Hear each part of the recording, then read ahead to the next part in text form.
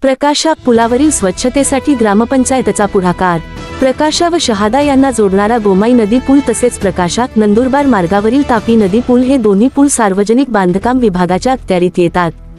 मात्र या पुलांवर स्वच्छता व पावसाचे पाणी निचरा होण्यासाठी लागणारे काम विभागाकडून न केल्याने प्रकाशा ग्रामपंचायतीकडून स्वच्छतेचे काम करण्यात आले। सविस्तर माहिती अशी की प्रकाशा नंदुरबार जोडणारा नवीन तापी नदी पूल ऑगस्ट 15 रोजी सुरू होणार होता, परंतु आजच्या घडीला 15 दिवस उलटूनही पूल अद्याप सुरू झालेला नाही।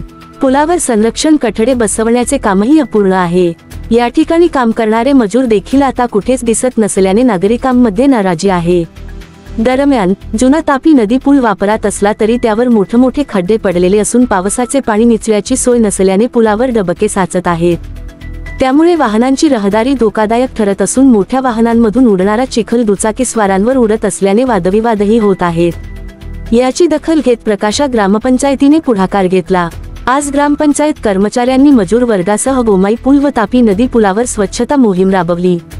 पुलाच्या कटड्यांलगत साचलेली माती काढून पावसाच्या पाण्याचा निचरा करण्यासाठी मार्ग मोकळा करण्यात आला।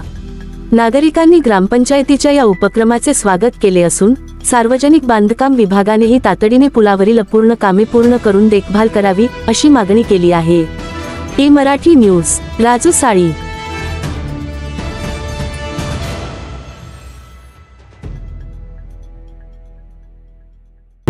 बोला। नमस्कार। आज या तापी नदी पुलावर काम चालू आहे। पाणी जर पावसात पडल्यानंतर या तापी नदीवर पाणी सारे बसतात।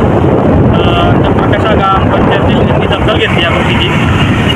तर साफसफाईचे काम पण चालू आहे। हालांकी हे काम सार्वजनिक बांधकामाने करायला पाहिजे होते बांधकाम विभागाने, पण ते न करता ग्रामपंचायतीने हे काम घेतलेले अतिशय उत्तम पद्धतीचे काम चालू आहे। मराठी न्यूज हे चॅनल सत्य आणि प्रामाणिकतेवर आधारित सामाजिक, शैक्षणिक, आरोग्य, आध्यात्मिक, राजकारण व प्रवास विषयांवरील माहिती सादर करून सकारात्मक बदल घडवण्यास कटिबद्ध आहे। पुढील लिंकवर क्लिक करून आजच चॅनलला सबस्क्राईब करा।